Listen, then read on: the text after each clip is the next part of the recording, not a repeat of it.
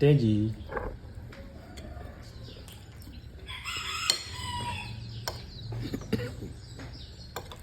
Porque cachorro tá bom de ser matado. Não tem gente de fora quer morder.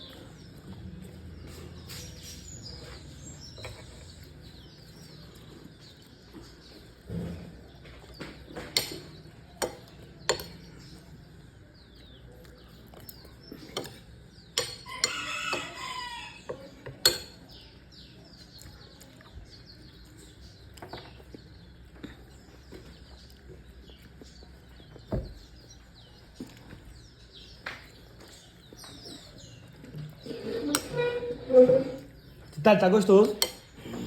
O feijão não tá bem bom não. A carne tá boa. O feijão não tá não. Por quê?